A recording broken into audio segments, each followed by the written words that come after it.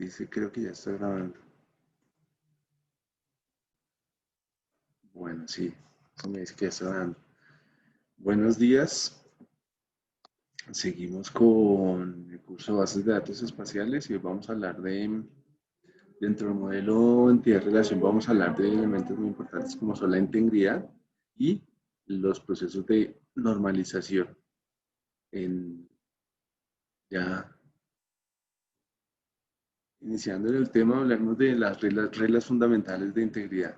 Entonces, debemos tener presente dos reglas fundamentales de integridad.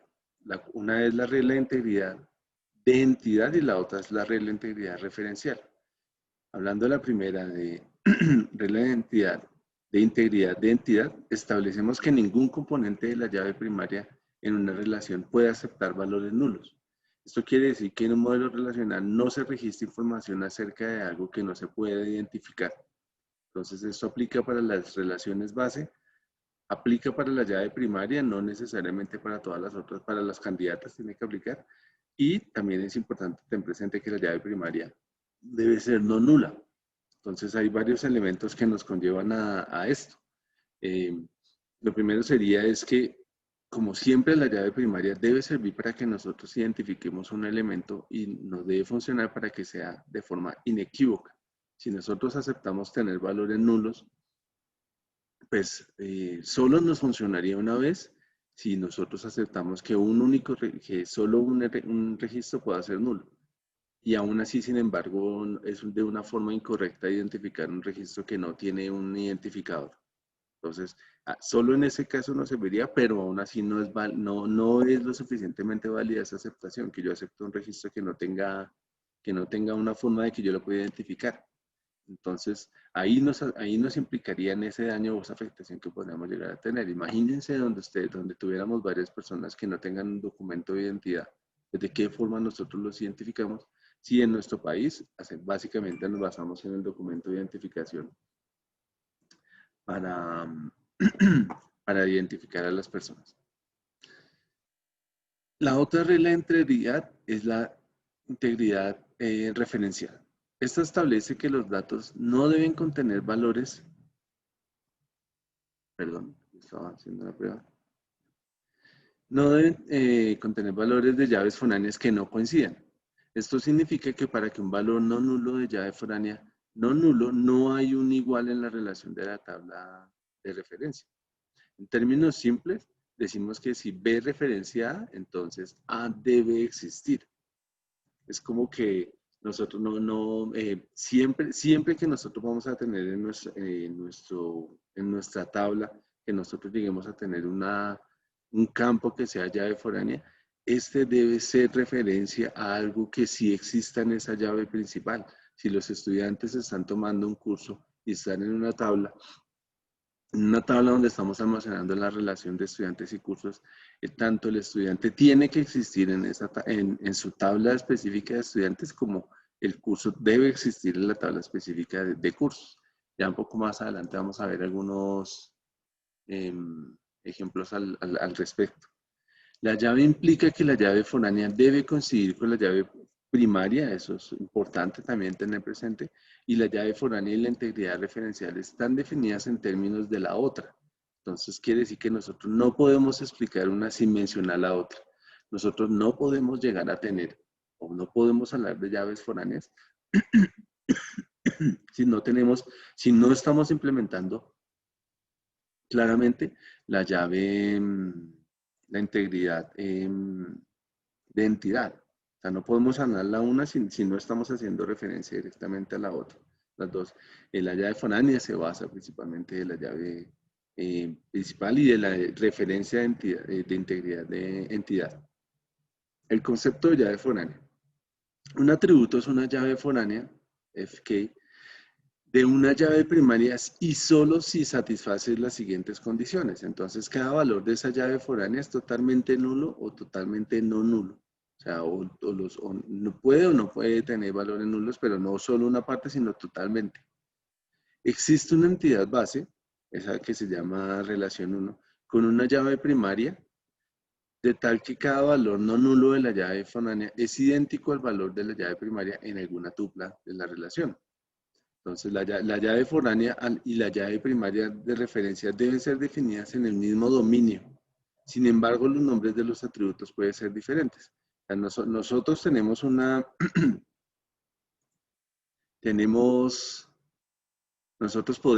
puede ser que nosotros en nuestra llave foránea no tengamos valores, o sea, que sea valores nulos, esto puede llegar a suceder, pero en el caso que nosotros tengamos un valor allí, este valor debe estar definido previamente en nuestra relación principal. Entonces no podemos, a menos que nosotros no tengamos un valor almacenado, nosotros no podemos estar guardando valores porque pues no estaríamos cumpliendo con ese concepto, ese principio de lo que nos está definiendo la llave foránea. Entonces es que la única forma, vamos a ver si puedo dibujar aquí desde el computador.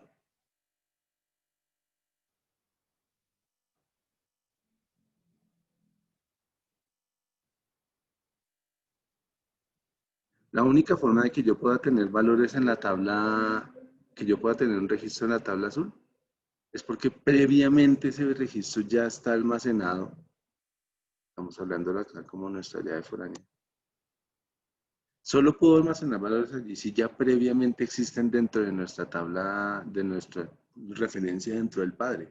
Si aquí tengo un valor en nulo, si en nuestra tabla azul yo llego a tener un valor nulo, es porque claramente este registro no está almacenado o no se encuentra dentro de la llave, dentro de la tabla principal. A esto va referido en que o esta es la forma en que se está definiendo el concepto o parte del concepto de llave foránea. No tiene que contener el mismo nombre de atributos, las dos no. Nos hacemos la vida mucho más fácil si ambas tienen el mismo nombre de atributos, pues obviamente la relación la podemos establecer de una forma más rápida, podemos llegar a entenderlo, pero pues no necesariamente tiene que ser el caso. Entonces, inclusive, podría tenerse la práctica de ponerle a los atributos que sean llave foránea, pues un identificador que permita reconocerlo en el nombre. Entonces, Sí, debido a profe, esto, qué pena. Es señor, que me dice Natalia que está esperando para entrar. ya hace rato le di a aceptar, ya está dentro. Gracias, gracias, Alejandro. Se la dejo. Okay. Bueno, entonces, Natalia, una señal de vida, por favor, por algún lado. Buenos días, aquí estoy. Gracias, sí, está ahí. Buenos días. Entonces, a eso viene relacionado. Entonces, veamos este ejemplo. Este es un ejemplo tenemos un listado inicial, tenemos un Excel básico donde guardamos todos los registros y no tiene ningún tipo de organización de nada. Única y exclusivamente, pues la persona que lo ha hecho, ha hecho un proceso de lo más juicioso porque pues no está mezclando contenido de los datos en los que tenemos ahí.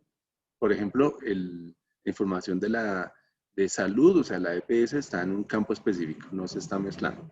Entonces, ¿qué tenemos nosotros aquí? Tenemos un listado de estudiantes donde tenemos información básica de los estudiantes, también tenemos la facultad a la que pertenecen, el programa y el curso del cual están tomando. Entonces ahí podemos llegar a observar varias cosas. Observamos que no toda la información es específica o referente única y exclusivamente al estudiante, sino que ya tenemos algunos otros datos que nos permiten identificar esa relación o interrelación que tiene respecto a otras relaciones u otras entidades. No es claro el contexto en el que esté esto, pero sí podemos partir del hecho de la idea de pensar que esto sea para un curso y básicamente, digamos, para la Universidad Nacional. Pues para una entidad de educación donde sí tienen relevancia estos tipos de elementos que nosotros estamos viendo aquí. Si hacemos una descomposición, inclusive aquí ya también estamos hablando del proceso de normalización. Si nosotros descomponemos esa tabla inicial que estábamos observando, encontramos que existen varios elementos que pueden llevarse a contenerse en diferentes lugares y cada uno de ellos puede ser definido de manera clara en esos contextos. O sea, tenemos 4 relaciones en estos momentos: estudiantes, facultades, programas y cursos, cada una de ellas. Recuerden que una relación se materializa siempre en una tabla. En el modelo entidad-relación siempre se habla de esa manera o se lleva así. Entonces, en la literatura ustedes encontrarán que les digan o tabla o entidad o relación, porque se está materializando así, inclusive en los ejemplos o en la definición, como lo que aparece ahí.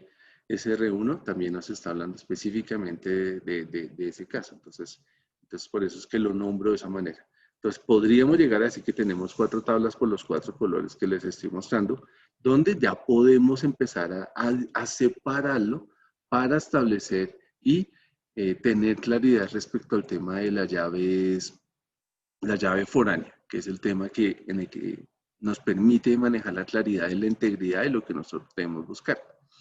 ¿Qué tenemos? En este caso tenemos 2 tablas. Tenemos la tabla de estudiantes y facultades. Ya las separamos a partir de la relación inicial donde las contenía todas. Entonces, ¿qué nos está indicando qué nos dice la definición del concepto de llave foránea? Para que exista una llave foránea, para que yo pueda tener un elemento en una llave foránea, o sea, en esta que tenemos aquí abajo, que estoy resaltando ahora, en este espacio, para que yo pueda, nos está diciendo que si quiero guardar unos elementos, los últimos que tengo ahí, de hecho, déjenme ver si puedo cambiar tal vez sería más útil si cambio de color, pero pues no me deja el zoom, no me deja como, las opciones de zoom no me deja buscar el cambio de color. Pues nada, si puedo cambiarlo. Ok.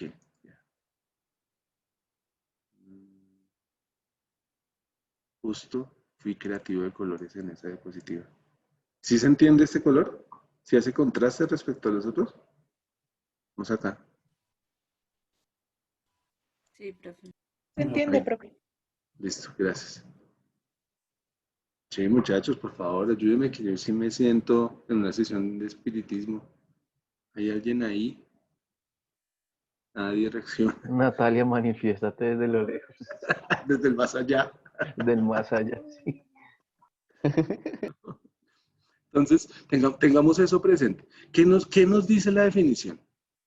Los que están resaltados en naranja en la llave foránea, que en la tabla donde tenemos nuestras llaves foráneas, que es esta, los naranja pues hacen referencia a la tabla de estudiantes y los azules hacen referencia a la tabla de facultades. Entonces, esos registros, esos identificadores que ustedes están observando ahí, podemos ver que sí lo tenemos definidos en los otros lados. ¿Qué pasa si nosotros tenemos registros como los que ustedes están observando abajo, los que tienen el texto en rojo? O inclusive no, el 26 no tiene ese problema. Podemos encontrarnos que tenemos esos que no tienen ningún color, esos que están en blanco, se debe a que presentan algún inconveniente y no están cumpliendo con la definición de llave foránea. ¿Por qué? Porque hacia el lado de estudiantes, que son estos que nuevamente seleccioné, pues no existen o no están definidos en la llave o en la tabla principal. Entonces, en el padre, si no están definidos en el padre, siempre utilizo ese término biológico de padres e hijos. Si no está definido ya, pues si no está definido el padre, no puede estar definido el hijo, y exactamente nos estaría sucediendo al contrario. Aunque tendríamos un caso que no es una falla o no es un error de integridad respecto a las facultades, porque ese código 26 sí existe, pero pues de todas maneras no se cumple porque nosotros en la relación del estudiante no tenemos un estudiante que sea con el código de 1239. A esto va referido y aquí ya empezamos a ver del tema respecto a las llaves foráneas. En esa tabla, en ese ejercicio, relación inicial que les mostraba a ustedes, podemos llegar a plantear estas relaciones que nosotros tenemos aquí, donde partíamos inicialmente de estudiantes y estudiantes tienen relación con programas, con facultades, con cursos. Ahí nosotros ya estamos estableciendo esa relación entre los 3 que teníamos inicialmente. Las 4, correcto. Las cuatro entidades que estaban en la primera relación, aquí ya las tenemos especificadas o separadas en cada una de ellas. Programas también, programas tienen relación, ya hablamos previamente con estudiantes, pero también puede tener relaciones tanto con facultades como cursos. Facultades de la misma forma puede llegar a establecer relaciones con, o tener relaciones con cursos, con programas y con cursos, y pues cursos de igual manera con cada uno de ellos. No existe, o sea, viéndolo, no hay motivo por el cual no existe una relación entre los cursos y cada uno o cada una de las entidades respecto a las otras. Esta es la gran diferencia. Esto es lo que nosotros siempre debemos tener presente al momento de construir o de diseñar o plantear una base de datos, más aún si estamos hablando desde el modelo de entidad-relación.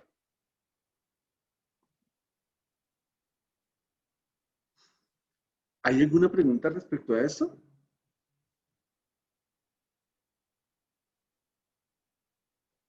No. ¿Hay alguien ahí? ¿Toca así? No, no sé. Solo Natalia se ríe. No, profe, todo No, claro. señor, gracias. Bueno, bien. Esto es supremamente importante tenerlo claro, el concepto de llave foránea, para el siguiente tema de cómo se van a tratar la eliminación de las tuplas. Tuplas referenciadas. O sea, el uno va relacionado directamente con el otro. Entonces, en el ejemplo que nosotros tenemos ahí, tenemos dos entidades. Tenemos empleado y que referencia a departamento a partir de una relación de uno a muchos. Se puede tener un empleado que temporalmente no esté asignado a un departamento. Entonces, ¿qué quiere decir con esto? Empleados que en esa llave foránea va a tener un valor nulo. Puede llegar a existir, ese es el concepto que nosotros estamos planteando. Entonces, tenemos tres alternativas para que nosotros eliminemos registros. La primera sería restrict, donde elimina las tuplas que no estén referenciadas. En el segundo caso sería en cascada, donde elimina todas las tuplas referenciadas en las entidades referenciadas. Y la tercera sería al lado, que permite la eliminación, pero anula, o sea, deja nullify, o le deja ese valor nulo, las llaves foráneas en las entidades referenciadas. Entonces, primero veamos el que permita el allow nullify, para que nosotros podamos tener valores nulos.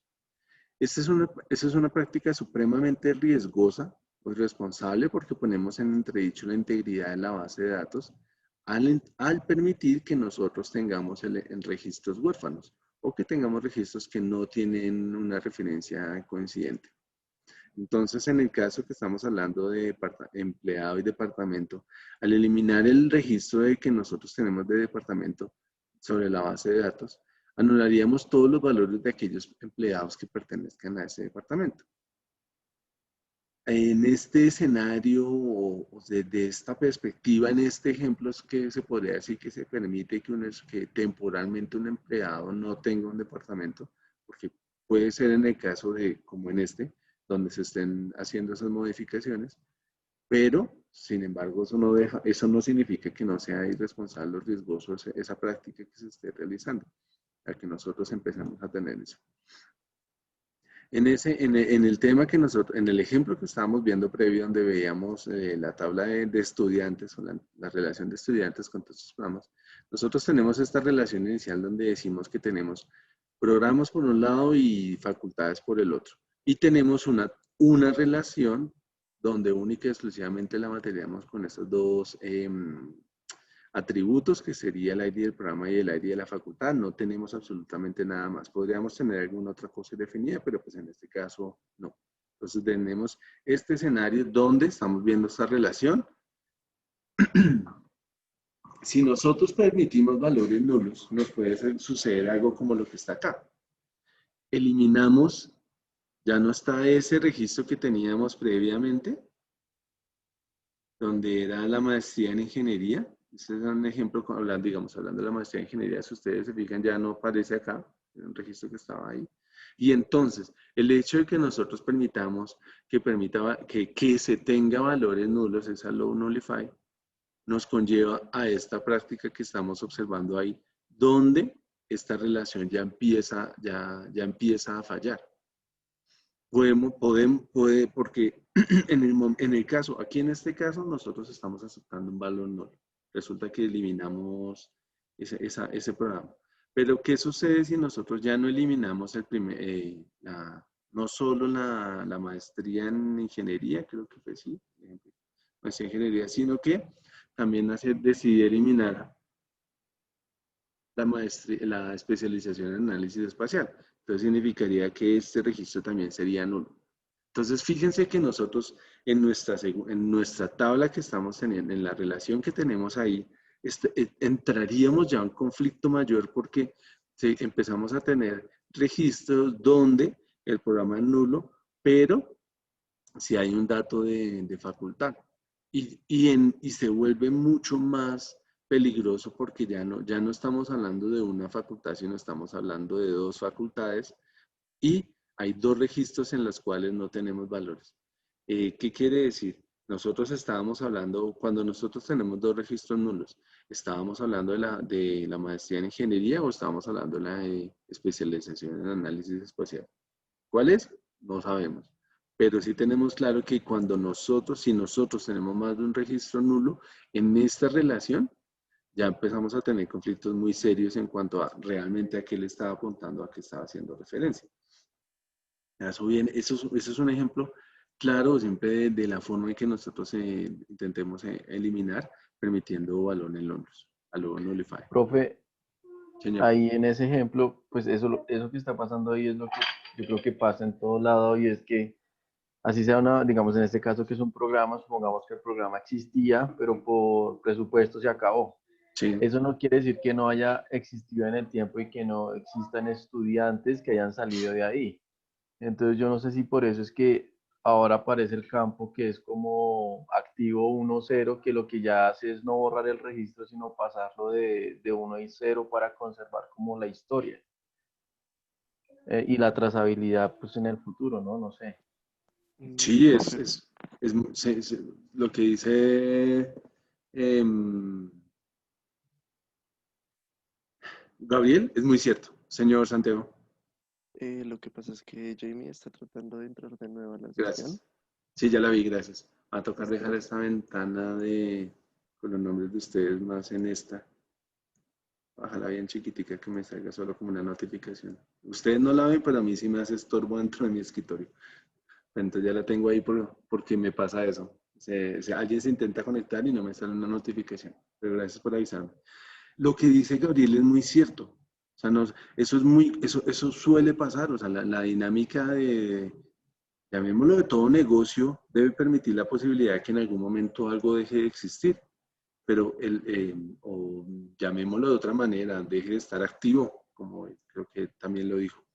Pero si nosotros lo eliminamos, o sea, el hecho de que no sea activo no significa que debamos eliminarlo. Un ejemplo podría ser, hay dos programas que se me ocurren en estos momentos de la Universidad Jorge Tadeo Lozano. Ellos tuvieron la ingeniería en geografía y en agronomía, creo que sí, son esos dos términos, esas dos carreras. Ya no existen allá. Pero si ellos decidieran eliminarlo, entonces automáticamente conozco muchos funcionarios del Instituto Geográfico que dejarían de tener un título profesional, por así decirlo, porque ya no existe ese programa de ingeniería geográfica. Inclusive en varios ámbitos he conocido a una gente de cierta edad que resultó que muchos estudian esa ingeniería geográfica, o también sucedería en nuestra facultad, automáticamente dos profesores saldrían porque es que ya no, porque aunque en algún momento existió el programa y ya lo retiraron, el hecho de que uno lo elimine de la base de datos asume que es que nunca existió. Entonces, ¿eso qué significa? Que los profesores de nuestra facultad que estudiaron en su momento cuando eso era válido, ya no pueden ser válido ese estudio. Entonces, es lo que el ejemplo que nos pone en Gabriel es muy al lugar y es muy cierto. O sea, uno debe, no es que al momento de plantear el modelo de negocio o al momento de hacer el mundo en miniatura, nosotros seamos tan capaces de manejar todos los escenarios posibles. Pues desafortunadamente no lo somos. Hay cosas que se salen de contexto. Por ejemplo, este año. Entonces, pues sí debería estar en la capacidad de que podamos hacer unas modificaciones para que lo acepten.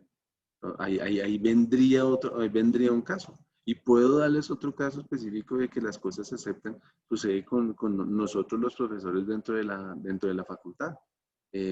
La universidad no permite que los profesores no estemos en Bogotá, supuestamente, pero pues estamos tomando las clases virtuales, y si uno no está en Bogotá dando las clases virtuales, entonces significa que está en comisión, y si está en comisión no puede estar dando clase. O sea, ¿cuál es la lógica que aplica ahí si lo único que interesa es que exista la posibilidad de estar conectados dando clase? O sea, debería plantearse el escenario para que se puedan aceptar estas modificaciones. Y eso que el ejemplo que yo les estoy dando de la universidad, no estoy hablando de eliminar registros, pero como lo plantea Gabriel, es eliminar los registros de esa manera es supremamente grave y serio, porque conllevaría a unos problemas más grandes que nosotros vamos a ver ya en las siguientes diapositivas, pero claramente lo expresó. Eliminarlo significa que nunca existió o que eso no es válido. Y eso no quiere decir que eso no es lo correcto cuando uno habla hablemos de un plan de estudios, que el plan de estudios se deje de ofrecer. Porque entonces querría decir que todas las personas que los cursaron, eso no es válido. No creo que sea así el caso. El segundo escenario sería, para el manejo y eliminación de las tuplas referenciadas, sería con un restrict. Esta es la práctica más conservadora y la más segura de todas. Y esta práctica la tienen en cuenta todos los sistemas gestores de bases de datos. O sea, esta viene activa por defecto. Nosotros no tenemos que hacer nada respecto a eso. ¿Qué quiere decir? Si nosotros queremos eliminar algún elemento en la entidad padre, digamos en la que hablábamos previamente de departamento y empleados, si queremos eliminar algún registro de departamento de la base de datos, debe realizar la acción de que todas las entidades, una acción en todas las entidades hijo que contenga dicha referencia. Entonces, primero valida que pueda llegar a eliminar, que no existan hijos, y si no existen hijos, los puedo eliminar. Básicamente estoy diciendo eso. Si no tengo hijos, o sea, debo ir a validar en cada uno de las relaciones que fueron establecidas en la base de datos. Entonces, si estuviéramos hablando de esta que nosotros teníamos acá, pues entonces antes de proceder a eliminar un registro de estudiantes, debo ir a validar en todas las otras tablas de colores que ustedes observan allí, para ver si estoy en la capacidad de poder eliminarlo, y esto lo hago a partir de que no tengo un registro. Entonces, en este ejemplo que tenemos aquí, en la parte superior, aquí estamos observando que todos los estudiantes tienen una relación con la tabla de estudiantes cursos. Entonces ahí estamos observando, inclusive vemos las flechas que nos muestran hacia dónde están apuntando y cada uno de ellos. Si yo quisiera eliminar un registro de esta tabla, de la tabla estudiantes, debo hacer una validación primero si puedo ir a eliminarlo en la tabla de estudiantes y cursos. ¿Puedo hacerlo? Acá estoy viendo que no. ¿Por qué? Porque si yo llego a seleccionar ese código 1236 que ustedes están observando, de estudiantes, existe un registro almacenado en la tabla de estudiantes cursos. Entonces, como existe, no puedo eliminarlo. ¿Qué debo hacer si quiero eliminarlo primero? O sea, al hacer esa validación, debo arrojarme un resultado como el que ustedes observan en la parte inferior de la pantalla, al costado izquierdo.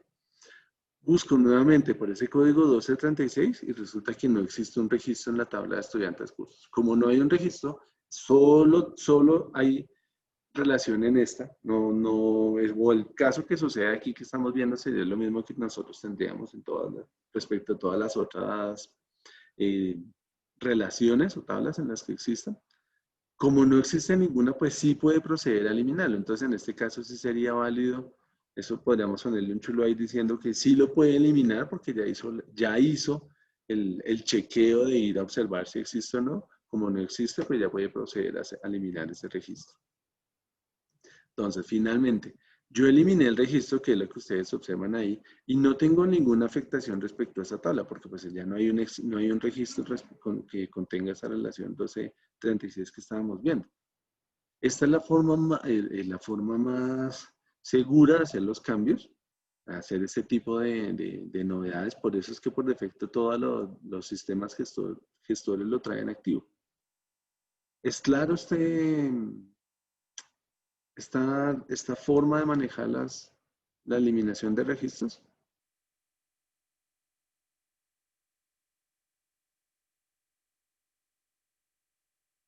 Se durmieron. Una señal de vida. Cuando yo diga señal de vida, todos activan la cámara. No quedan en el video, pero al menos los veo. Mira, sí, alguien.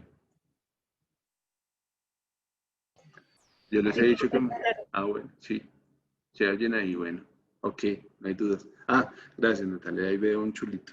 Listo. Siguiente. Otra forma de manejo de eliminación de registros es por cascada.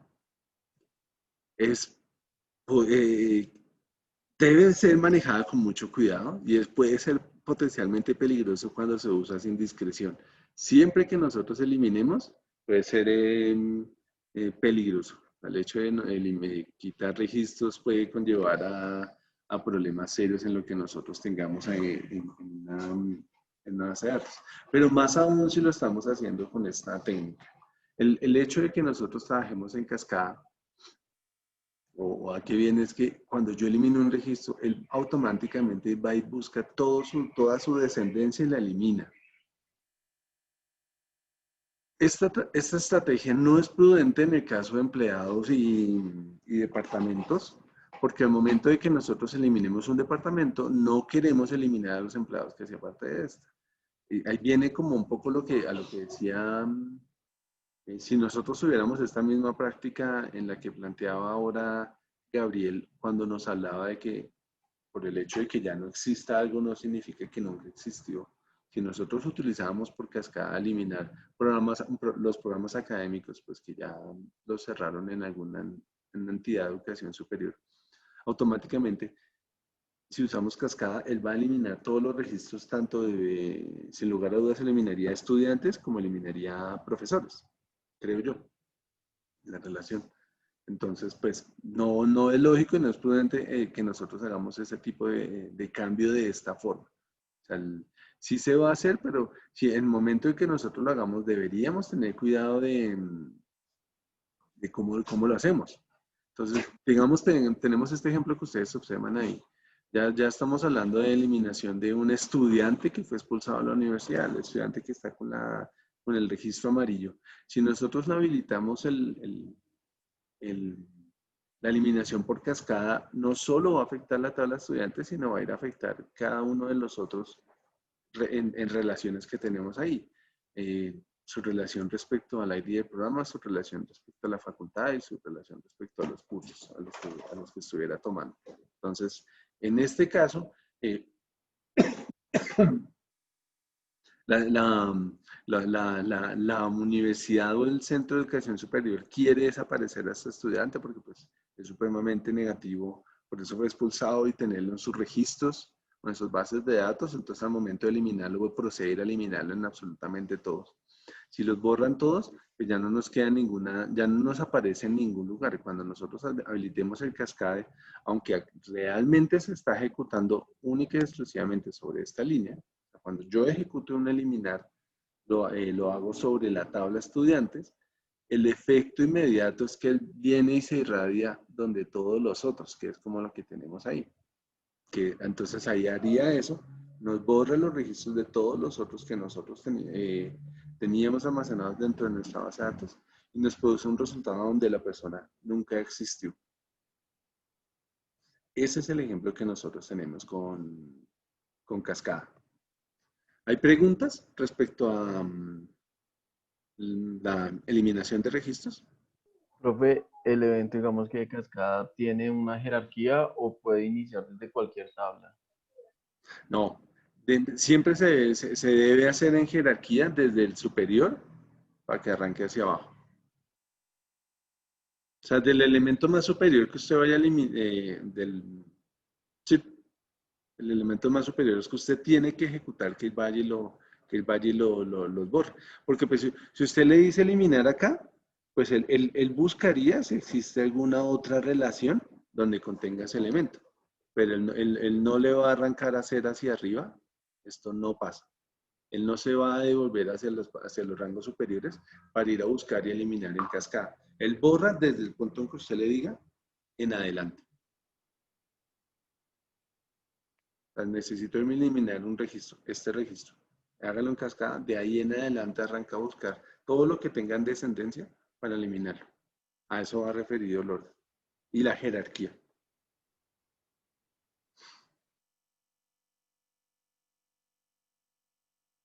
¿Otra pregunta? No. ¿Por qué no? Entonces, hagamos unos 5 minuticos de tinto y reanuda la grabación. Ok. Hablemos ahora de la normalización o el proceso de normalización. Es el proceso de asegurar que el esquema conceptual de la base de datos está definido que garantiza de tal manera la eficiencia y el fácil acceso a los datos. Entonces, cuando nosotros aplicamos la normalización, estamos buscando que sea eficiente y estamos buscando el fácil acceso. Yo diría que no se cumple porque eso cada vez se vuelve mucho más complejo ir a acceder a un registro. O, bueno, no tanto ni siquiera un registro, sino cuando ya nosotros queremos un conjunto, una unión de registros o algo como lo que teníamos previamente cuando hablaba de los estudiantes y contenía esa relación que tenía básicamente como 4 tablas. Aquí viene con esto. Se busca tener o debe contener integridad de entidad y referencial. El proceso de normalización resulta en un conjunto de relaciones, o sea, cuando nosotros lo aplicamos, conlleva a otras relaciones que son lógicamente estructuradas de tal forma que cada entidad tiene su propia llave primaria o llaves candidatas identificadas. Entonces, no puede existir una relación y en el proceso de normalización solo puede llevarse a cabo si existe eso. Entonces piénsenlo de esa manera. Si no existe, si nosotros no vamos a tener una llave primaria, entonces no es un proceso que no podemos continuar haciendo ese proceso de normalización. Sin lugar a dudas, controlar la redundancia. Esto se hace a través de un proceso de node loss decomposition. El proceso de normalización está orientado a reducir la duplicación innecesaria de datos. Viene de 2 cosas, o sea, no tenemos por qué tener datos duplicados dentro de nuestra base de datos, eso sí es supremamente clave tenerlo presente, pero eso solo lo hacemos a partir de un proceso sin pérdida al momento de descomponer. Si nosotros empezamos a perder datos porque empecemos a separarlo en tablas, no puede, el proceso se está llevando mal. Entonces, eso es algo que no debe suceder. Independencia de datos lógicos es otro ítem. Deja la estructura lógica de la base de datos, o sea, a partir del esquema conceptual, en un estado que facilita la creación, la construcción de la integración lógica y la agregación de datos de varias relaciones normalizadas para satisfacer diversas necesidades de los usuarios. Entonces, nosotros partimos de esas relaciones que teníamos al comienzo y empezamos a generar tablas, o sea, entidades específicas o relaciones, que es la unión entre varias tablas. Y se plantea ya de tal forma que podemos llegar a satisfacer las necesidades del usuario. La necesidad principal del usuario, ustedes la deben saber, básicamente es obtener los datos. Tener información, porque pues no solo le sirve que sea datos, sino que pueda llegar a ser información. Y puede que la información sea obtener esa misma tabla de Excel que nosotros tenemos al comienzo después de hacer el proceso de subdividirla o todas las normalizaciones posibles, donde nos demoramos años, eternidades haciendo ese paso, para que lleguemos finalmente a obtener la misma información que tenemos en un comienzo. Pero pues por debajo que va, ya no tenemos datos de redundancia o ya hay un control de integridad de referenciales o de entidades. Evitamos también las anomalías de modificación. Cuando nosotros, cuando hacemos estos cambios, evitamos que existan anomalías. Primero, no habría redundancia de datos, y si no hay redundancia de datos, nosotros evitamos que existan alguna anomalía, un inconveniente al momento de que nosotros estemos realizando modificaciones sobre los registros, porque pues todo está debidamente organizado. Otra de las justificaciones es el almacenamiento y recuperación eficiente. El objetivo es que se almacene de una forma eficiente, y eso conlleva a que nosotros podamos traer los datos más fácilmente. Sí es cierto que podemos llegar a hacer eso, pero si nosotros no somos rigurosos y no tenemos en cuenta algunos otros parámetros, como por ejemplo la creación de índices, el proceso de recuperación de registros puede que se vuelva ineficiente.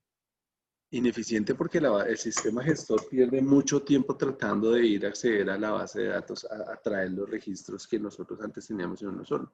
Pero como ahora son cientos de relaciones, por así decirlo, que tiene que ir a explorar para traernos datos, pues puede conllevar a que nosotros no nos traiga todo, no sea eficiente, no sea óptimo o eficiencia al momento de recuperar la información.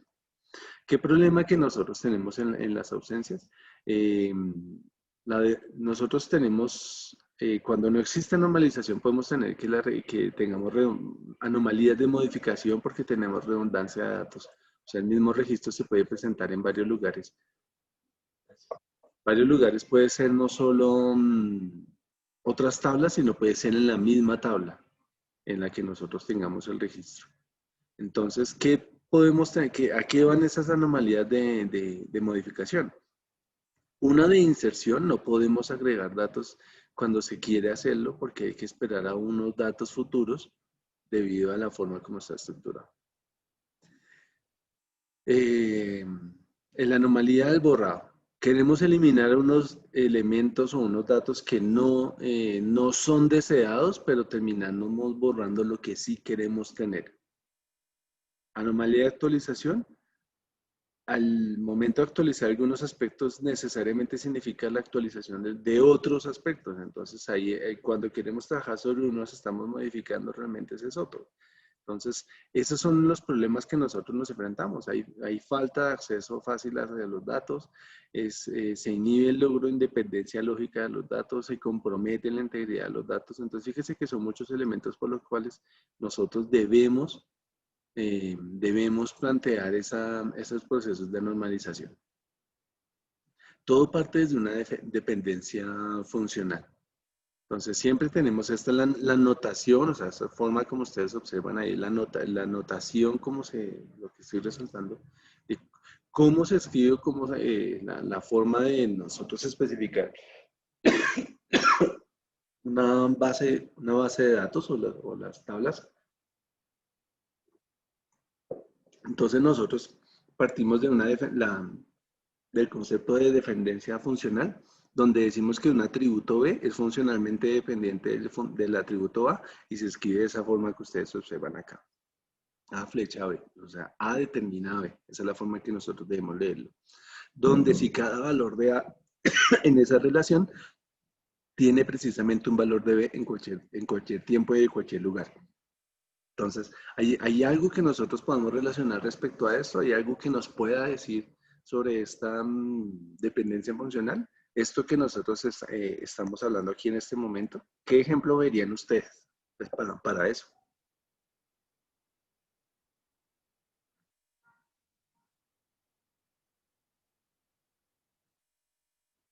¿Ni idea? ¿No se nos ocurre algo?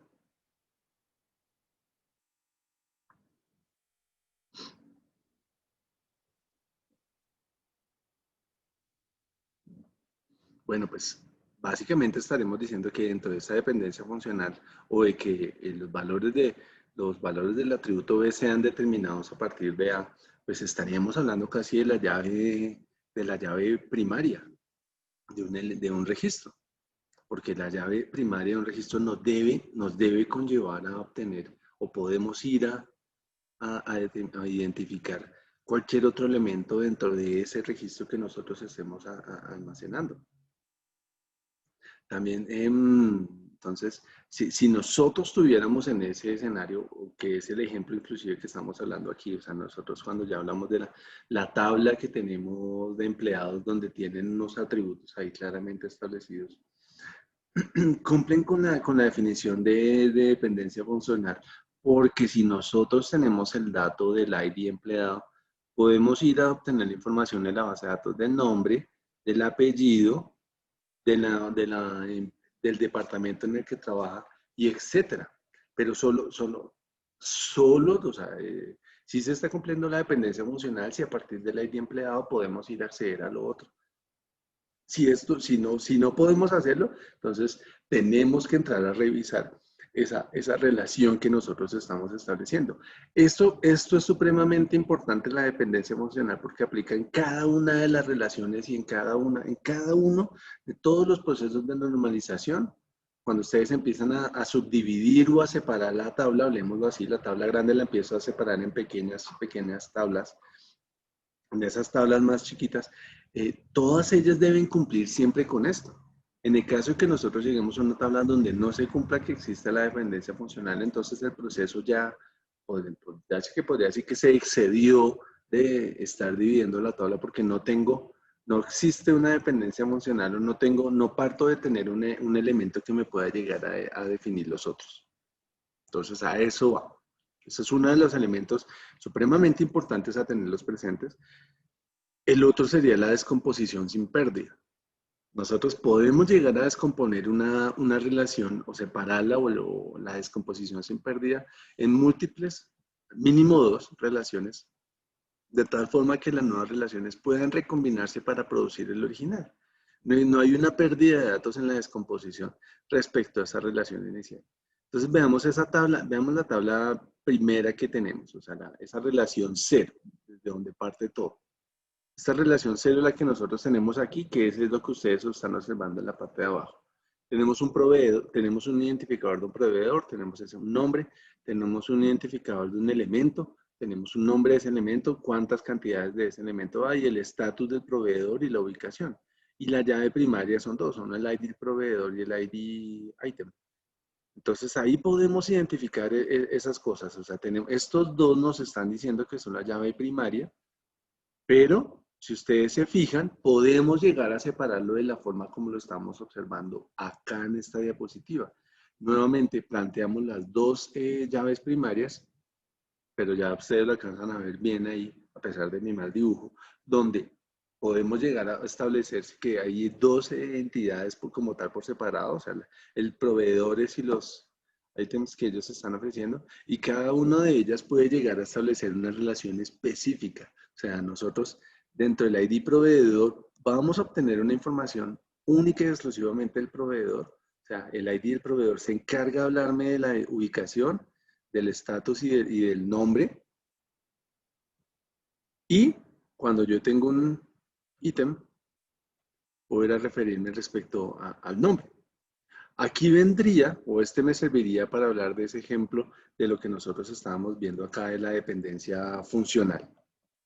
Entonces, a esto que yo estoy viendo acá. Pregunto, a partir del identificador del proveedor, ¿puedo obtener información respecto al nombre del producto, al nombre del ítem?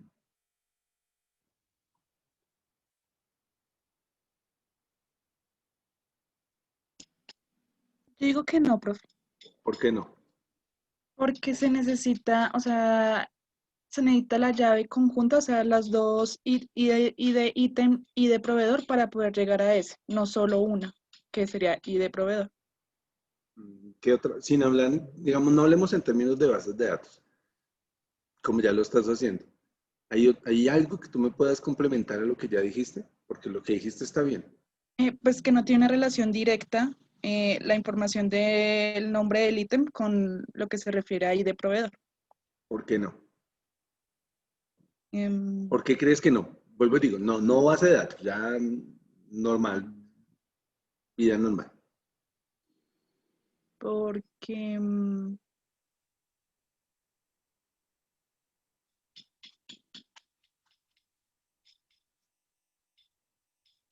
no tengo como las palabras. No, yo lo diría siempre, o sea, porque el producto no es definido por quien lo vende. O sea, Ok. ¿tú dónde compras Coca-Cola, por ejemplo? ¿Tú consumes Coca-Cola? O sea, digamos, consumes, sí, algo que todo el mundo consuma. Agua en botella. O sea, tú única y exclusivamente para hablar del término de aguas porque solo hay una persona que lo venda. O sea, No. eh, agua brisa. Si yo sé el nombre de la tienda de mi barrio, o el señor de la tienda de mi barrio se llama Álvaro. Entonces, si yo sé el nombre de Álvaro, sé que obtengo única y exclusivamente, o sea, me da la información del agua brisa.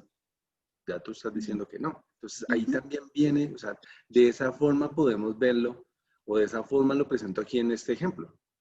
Y ahí viene a que nosotros empecemos a separarlos. O sea, nosotros, el ejemplo es muy obvio realmente, o sea, pues, claramente tenemos ya identificados ahí los dos grandes relaciones, las dos relaciones dentro de esa relación grande, que es el ID proveedor y el ID ítem, pero yo no puedo saber eso aquí directo, yo no lo puedo llegar a establecer.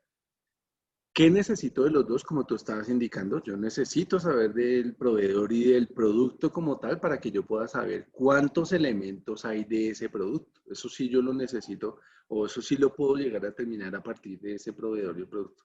Porque pues si no, si en la cantidad de gaseosas, llamémoslo así, solo gaseosas, por no poner un nombre de una marca, pues entonces, si dentro de gaseosas yo abarco Coca-Cola, que es un proveedor específico, es un producto específico de un proveedor específico, pero de gaseosas también puedo hablar de Pepsi o puedo hablar de manzana, puedo hablar de todas esas otras que se venden en este país.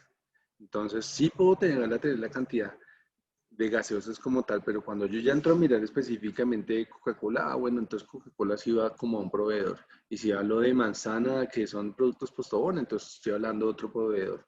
Pero entonces, viene esa relación a partir de los otros para que yo venga a definir ese ítem específico que sería la cantidad. Entonces, ahí es donde nosotros lo necesitamos. Pero pues, la Coca-Cola no me define como tal, no es el ser que me establece el proveedor. Bueno, pues casi que sí, porque Coca-Cola es una entidad única. Pero Pepsi no, porque Pepsi tiene representantes en todos los países. Entonces ahí viene que nosotros no podríamos entrar a hablar única y exclusivamente de eso. Casi siempre el negocio, bueno, en estos momentos en el estado en el que estamos, todo se está volviendo a que la misma empresa representa absolutamente todo, pero pues la idea que queríamos mostrar era eso. O los productos, digamos, que vende Amazon. Amazon vende millones de productos, pero esos productos también nosotros los podemos encontrar en otras páginas como Newegg o Alibaba, etcétera. Entonces ahí viene como lo que ya estaba complementando Angie. Entonces, esas dos cosas debemos tenerlas por presentes siempre, o sea, nosotros siempre que vayamos a separar nuestros registros, empezamos por dependencia funcional y por la descomposición sin pérdida, y ya cuando tenemos establecidos esos dos y los entendemos, si nadie me pregunta, parto del hecho de, mi hipótesis no la es que ustedes entendieron si nadie pregunta. Entonces, si nosotros tenemos esos dos, pues ya empezamos a hablar de las formas normales y a entrar a especificar de cómo se definen y se establecen y se manejan esas formas normales.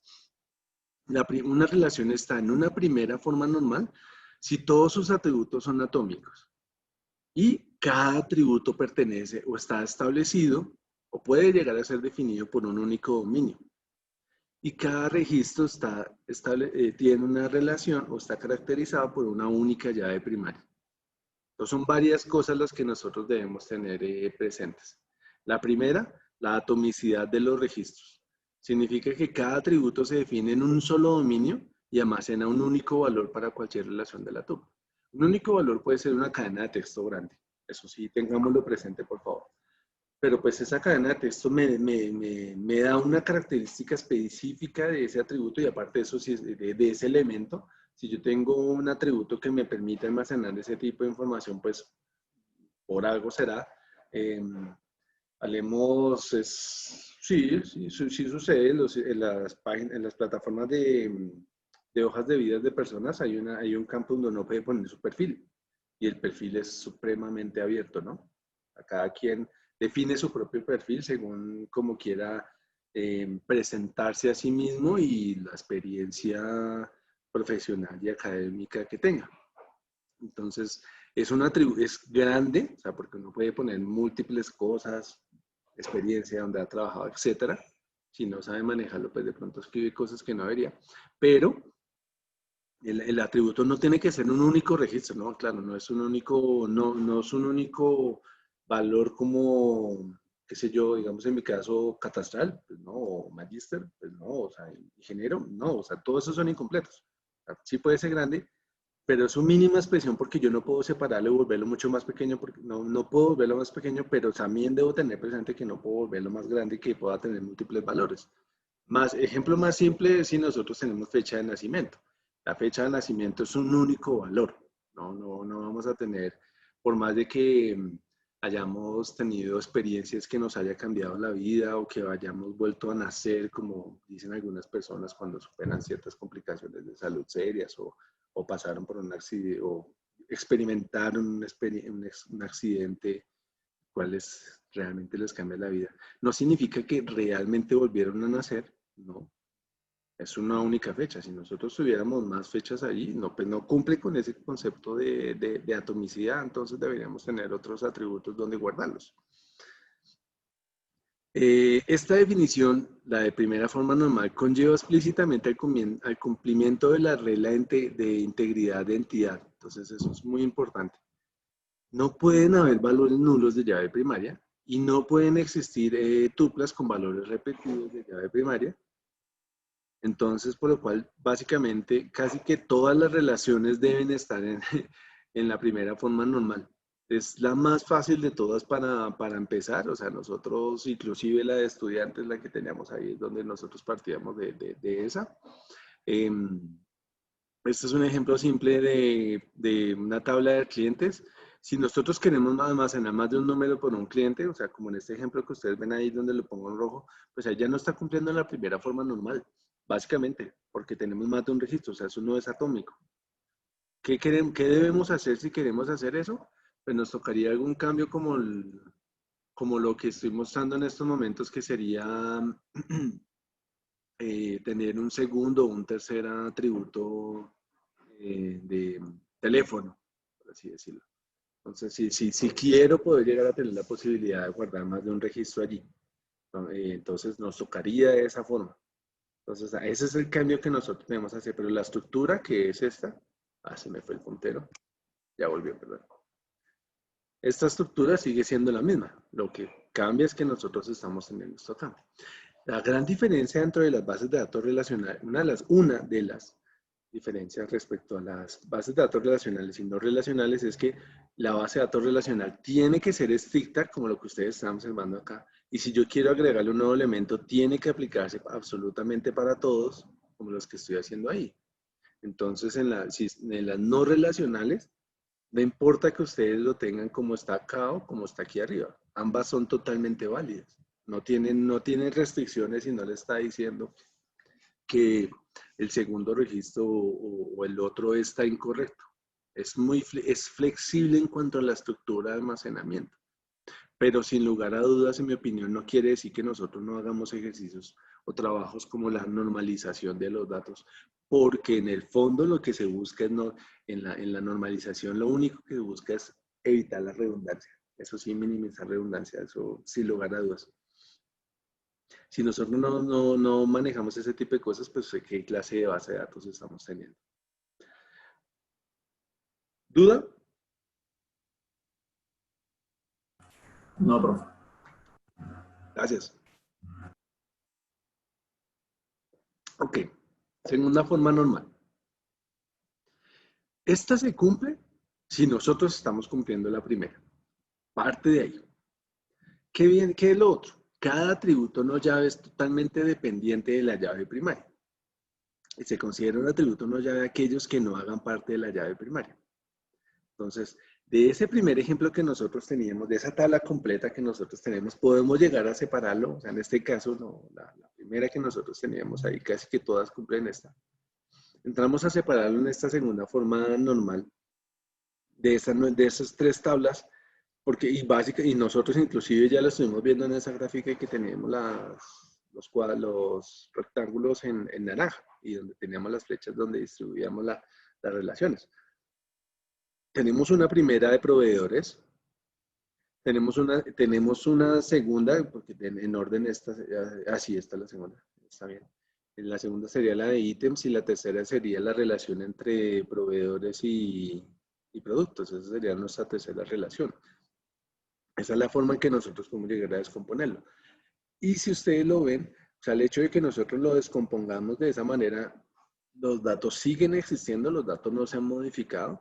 Los datos ya, en mi opinión, empiezan a tener una complejidad a la hora que yo vaya a hacer una consulta, porque pues ya dejo de preguntarle a una única tabla, sino y empiezo a preguntarles en este caso ya voy en 3, parto de una relación inicial, y cuando empiezo a normalizarlo ya se convirtieron en 3 relaciones, entonces ahí ya empieza a tener como una complejidad, que es a lo que yo vi que no es que sea tan eficiente o tan fácil de ir a hacer a los registros. La tercera forma normal cumple si cada una de las relaciones están en segunda forma normal y ningún atributo no llave es funcionalmente dependiente a los otros atributos no llave. Entonces, una relación, en este tipo de relaciones, si los atributos no llave son mutuamente independientes y totalmente dependientes de la llave primaria. Entonces, eso es lo que hay que mirar el momento en que nosotros lo definimos. Dos o más atributos son mutuamente independientes si ninguno de ellos es funcionalmente dependiente de ninguna combinación de los otros. Entonces, la relación está en tercera forma normal si se encuentra en la segunda forma normal y todos los atributos no llave no tienen dependencia transitiva hacia la llave primaria. Entonces, no transitiva implica que hay una independencia mutua. No, venga a ver si hay algún ejemplo como para... Bueno, aquí no... no. Aquí es como, ya entramos, es como a complicarlo para poder dar un ejemplo. Entonces, ahí, o sea, devolviéndonos hacia entonces, hablamos de tercera forma normales si, por ejemplo, el nombre proveedor no dependa o no pueda llegar a ser definido de alguno de estos otros que tenemos aquí.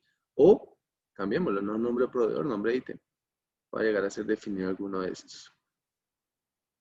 A eso va referido, porque, como bien nos dice la definición, en la tercera forma normal nosotros no tenemos en cuenta esto. Esto no existe en la tercera, o sea, esto no nos, perdón, esto es en 3NF. Esto no nos interesa, las llaves primarias no nos interesan porque nosotros ya lo revisamos en la segunda. Ya establecimos que quién es el que nos permite definir o determinar a los otros. Ya entramos a hablar de estos. Existe lo que ustedes ven acá. Algo que me permita relacionarlos entre ellos, inclusive, corrijo. Pregunto a ver si de pronto estoy corto respecto a esto. La ubicación me determina el estatus del proveedor. La ubicación me determina el nombre del proveedor. ¿Cómo la ven ustedes?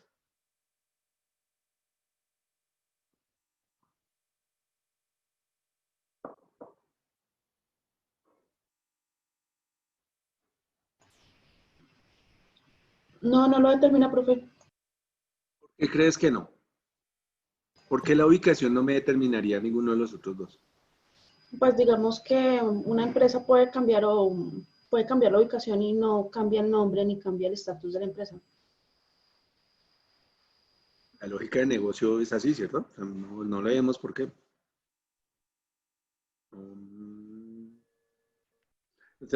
El planteamiento que tenemos en estos momentos nos lleva a pensar de que el hecho de que la empresa ya no quede ubicada en Fontibón, sino que ahora esté ubicada en Chía, hablemos de lugares totalmente opuestos, pues partimos de la lógica de que eso no tenga que ver en que cambie el nombre o que cambie el estatus. Podríamos decir, ya si entramos a analizar otra serie de cosas, uno podría decir que de pronto se hagan como escenarios diferentes. Pero pues no, lo que dice Marjorie es totalmente cierto. A eso van que nosotros entremos a revisarlo. ¿El estatus del proveedor me determina la ubicación o el nombre del proveedor? Ya estamos viendo que no. O sea, ya el ejemplo que logró encontrar Marjorie para compartirnos nos lleva a pensar eso. Sin embargo, lo que también es cierto es que nosotros debemos tenerlo presente es, y ahí viene, eso nos ayuda mucho en el momento de que nosotros estamos modelando nuestro mundo, cuando estamos haciendo ese mini mundo. Entonces ahí hablamos de la dependencia transitiva. Entonces ahí decimos que se refiere a la dependencia entre atributos no llave. Entonces decimos que si A determina B y B determina C, entonces C es dependiente transitivo de A. Entonces sería esa relación de que A realmente lo estaría determinando. Entonces ahí lo único que nosotros podemos hacer es agregarle más complejidad al modelo. Si nosotros le agregamos más complejidad, existe la posibilidad de que empecemos a determinar, hacer modificaciones a esa relación inicial para establecer unas nuevas respecto a que cumpla con el escenario de la tercera forma normal. Entonces ahí vendría, si hablamos del ejercicio anterior, entonces una de las preguntas y ideas, ¿qué pasa, por ejemplo, si en el caso que nosotros tengamos múltiples proveedores desde una misma ubicación? Entonces, si nosotros o si nos interesa a nosotros en el modelo llevar un registro de ubicaciones de interés, o sea, estamos hablando de productos y de proveedores, pues podría ser de interés en el caso de que nosotros somos de uno y pues lo que nos llama la atención es saber dónde se encuentran los clientes o dónde vemos que hay muchos clientes, lo cual podría conllevar a que tengamos otro negocio, otra sucursal. Eso pasa, pues, aunque de uno sea masificado, pero pues al menos en mi barrio, que no es particularmente el más popular, pues hay dos y me sorprende que haya dos cuando aquí normalmente, mejor dicho, no hay ni Éxito, no hay ni Carulla, no hay ninguno de los otros. Pero en una distancia de 5 cuadras hay dos de uno. ¿Qué quiere decir? Que eso sí es relevante, importante para ellos. Entonces eso nos puede llevar a que nosotros tengamos otro tipo de relaciones donde existe una dependencia funcional respecto a la ubicación. Y en este caso surge nosotros, porque ya nos interesa, en el ejemplo que está planteando ahí, tiene un interés respecto a una importancia de la ubicación, se puede llevar a que se planteen nuevas relaciones. Las nuevas relaciones son la del proveedor como tal, estamos hablando del proveedor y la ubicación, inclusive por orden, esta debería ser la 4 de hecho, esta debería ser primero respecto a esto. Si hablamos que el número es como el orden de jerarquía, por así decirlo. Primero nos interesa saber la ubicación de las cosas, o sea, para nosotros sí existen ubicaciones de interés. Entonces, digamos, hablemos de la ciudad, entonces empezamos a dividir la ciudad por sectores, o sea, ubicaciones, regiones más pequeñas. Y en todas esas regiones más pequeñas, pues ya podemos llegar a establecer la relación con los proveedores. ¿Quién me queda cerca? ¿O qué proveedor es más fácil que me pueda llegar a mi zona? Entonces, o qué proveedores tengo en esa zona. No es lo mismo, el ejemplo que hace un instante les decía, cuando nosotros estamos, el proveedor está en Fontibón y ahora está en Chía, la ubicación espacial es muy diferente. Entonces, no es que el proveedor deje de existir o deje de ser importante para mí, pero pues yo primero, si me voy para Chía, pues por la facilidad de suplir mi inventario, buscaría tener proveedores pues que estén más cerca al lugar donde yo necesito los productos. Eso conllevaría, me parece a mí es lo lógico. Si no existe eso, pues obviamente ya me toca a mí buscar el proveedor en otro lado. Entonces eso puede conllevar a que nosotros tengamos cosas así como estas, que podamos agregarle. Pero, o sea, todo esto surge única y exclusivamente porque se hizo un análisis respecto al modelo que existía y se llegó a la conclusión que podemos necesitar o que se necesitarían algunas cosas más respecto a lo inicial. O sea, eso no... Respecto a ese inicial que nosotros planteamos, inclusive estábamos llegando hasta acá, la segunda forma normal. Esto ya es una búsqueda del tema y pues también es cierto y debo indicarlo y es que difícilmente ustedes van a pasar de la tercera forma normal hacia una cuarta o una quinta o inclusive pasando esta voice code. Es parte de una tercera forma normal, o sea, no alcanza a ser una cuarta forma totalmente separada.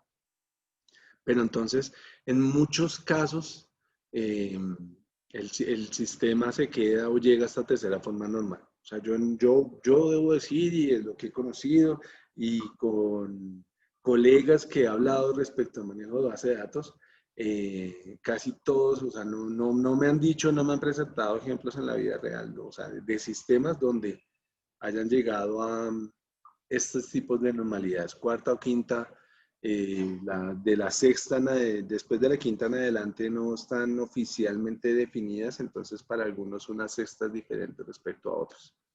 Entonces, sí es importante tenerlo presente y por eso se los tengo acá los diapositivos, pero pues ya es bueno como un análisis de una reflexión respecto a cómo uno lo está definiendo. Digamos esta forma normal o voice code. Entonces, una relación está en la forma normal voice code si cada determinante en la relación es una llave candidata. Y un determinante es un atributo, un grupo de atributos en el cual algunos otros atributos son totalmente dependientes funcionales. Un ejemplo para poder presentar esto sería, digamos, en el caso que nosotros estuviéramos en un zoológico o estar en manejo de animales. Es un escenario donde se lleva el monitoreo de unos animales en varios zoológicos con diferentes guardianes, y los guardianes para dichos animales. O sea, cada uno, los guardianes trabajan específicamente con un tipo de animal o con un animal. Entonces, adicionalmente, cada guardián trabaja en un único zoológico. Entonces, fíjense la complejidad del ejercicio que tenemos que pensar para poder llegar a esto. Entonces, donde nosotros tenemos esta tabla, la cual está aquí, esta sería nuestra relación, donde tenemos el zoológico, el animal y el guardián, pero nosotros nos enfrentamos a dos escenarios. Uno es donde estamos diciendo que hay una dependencia funcional de zoológico, perdón, hay una dependencia funcional de guardián respecto al zoológico y el animal. Y hay otra dependencia funcional de guardián del zoológico respecto al guardián. Entonces, sí está en tercera forma normal lo que está ahí definido, pero no están en la forma voice code porque guardián es determinante, pero no es llave candidata. Entonces, implicaría hacer unos cambios para poder llegar a establecer eso. O sea, de esta relación que teníamos ahí, una relación específica de zoológico, animal y guardián, se separan otras relaciones donde nosotros ya empezamos a tener una relación entre animal y guardián y zoológico. Entonces, ¿qué sucede con esto? Pues en el ejemplo que se plantea acá, pues obviamente ni zoológico, ni guardián, ni animal son elementos, son simples atributos. Entonces, cada uno de ellos, si ustedes lo piensan, son como tal entidades. O sea, tienen muchos más atributos que los están definiendo y son mucho más complejos. Entonces, por ese motivo es que al momento en que uno lo plantee, termina construyendo esto que nosotros estamos observando aquí, estas nuevas relaciones. Entonces, surgen las relaciones, las entidades específicas zoológico, guardián y animal. Y existe la relación, o sea, el zoológico pues obviamente habla única y exclusivamente de los datos del lugar donde se encuentran los animales. La relación 8 tendríamos una relación respecto a los zoológicos, hacia los guardianes, pero pues como la definición nos estaba diciendo, un guardián trabaja en un zoológico específico, entonces por eso viene que esa llave foránea del ID de zoológico. Y finalmente el animal, los animales pues tenemos unos atributos o una información específica donde estamos definiendo el animal, más sin embargo hay que tener presente que un animal tiene asignado un guardián específico, o sea, eso tengámoslo presente. Un experto en el manejo de serpientes no está en la capacidad de manejar leones. Simple. Un ejemplo muy simple y creo que con eso lo dejamos totalmente claro. Porque el comportamiento o el cuidado que requiere una serpiente no es el mismo al que tiene un león o al que pueda llegar a tener un elefante. Entonces, ahí viene de cómo terminamos construyendo mucho más complejo. Entiendo, el ejemplo es totalmente aparte de lo que nosotros estábamos viendo inicialmente, pero pues en esto sí es como una forma de poder presentarles de forma gráfica el escenario de lo que ustedes deben analizar y de lo que ustedes deben plantear. Estos procesos voy a parar acá, no voy a seguir con estas formas normales, se las dejo ahí disponibles para que ustedes las vean si quieren analizarlas, pero sí quiero llegar a este punto y decirles o cerrar respecto a este tema, y es la importancia de sus proyectos. Y aquí viene con esto. Ustedes ya deben empezar a trabajar, que es lo que ahora vamos a discutir con cada uno de los subgrupos.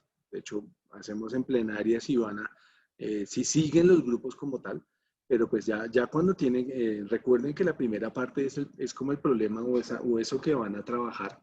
Entonces, de ese escenario que ustedes van a trabajar, ya deben entregar. Hoy debo analizar cuándo les planteo la fecha de entrega, pero ustedes ya deben empezar a analizar ese escenario en el cual ustedes van a trabajar. Y para esa realidad en la cual ustedes van a trabajar, pues deben construir ese modelo de entidad-relación, ese diagrama. Y ese diagrama debe ir documentado con esto. Y para que ustedes construyan el diagrama, deben tener presente la normalización. O sea, este es el ejercicio que toca hacer. Toca coger esos datos o si ustedes ya lo tienen parcialmente dividido, pues van andando el camino. Pero por favor, varias invitaciones que quiero hacerles. El hecho de que si ustedes van a trabajar con unos datos, con una fuente de datos existente, me sucedió hace varios años, me sucedió de una de sus compañeras, trajo datos del IDEC y datos de una secretaría, no tengo presente cuál secretaría distrital. Pero entonces para ella esos datos eran ciertos porque esos eran los datos publicados.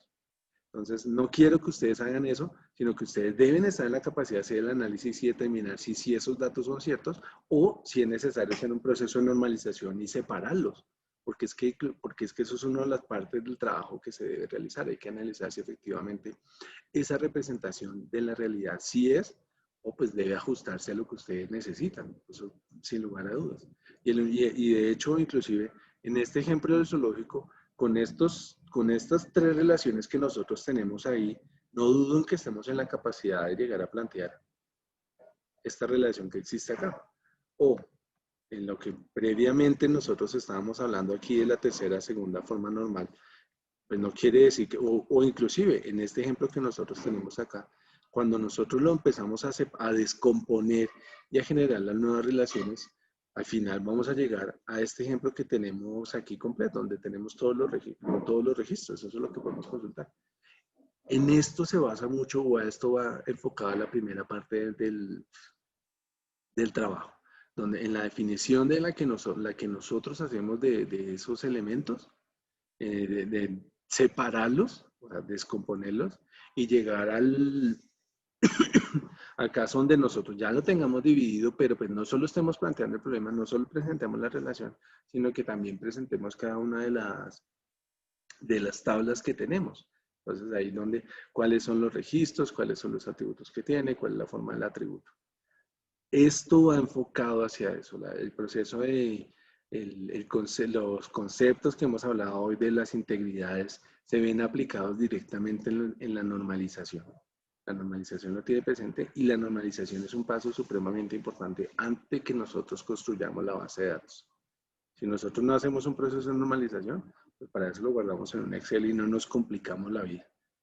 Porque cuando lo metemos en una base de datos debe cumplir con ciertas características. Estamos siendo rigurosos para que lo que almacenemos allí sea coherente. ¿Hay alguna pregunta en lo que les estoy diciendo, lo que les acabo de decir?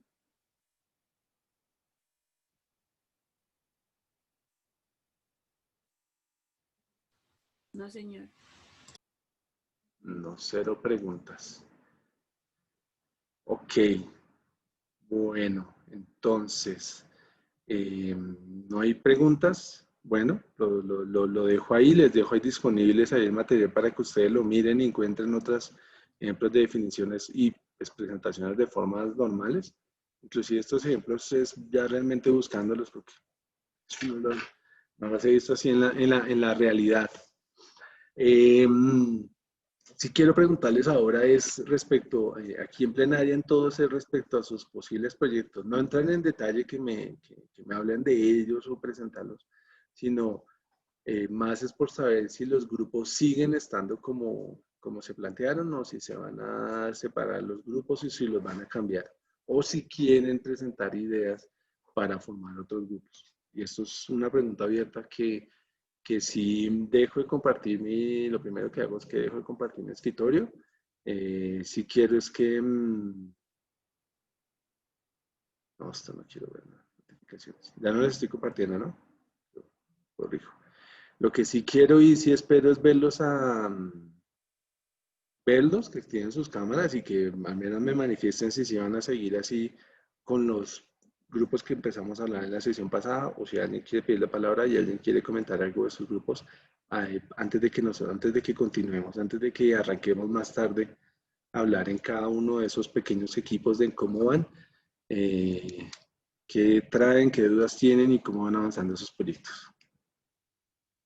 Entonces, si al menos, como sé que me están escuchando, al menos van a activar la cámara, así sea para decir que van a seguir trabajando con los mismos.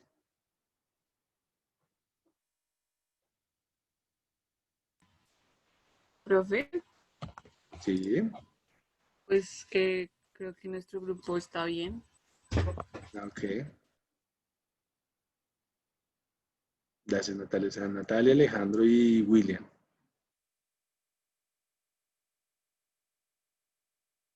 Santiago, William. Entonces, Angie, Gabriel y Walter, creo que ustedes se reunieron la sesión pasada. Sí, nosotros nos reunimos, profe, y sí, estamos firmes con el Bueno, proyecto. okay. Firmes con el grupo, ok. Bueno. Y Marjorie, Carlos y Santiago. Y yo, profe. Sí. No, nosotros también, profe. Ah, ok. Sí, trabajando Entonces no hay cambios de grupos ni nada. Bueno. No, señor. Bueno, ok. Entonces, hagamos una pausa. Nos vemos a las 9.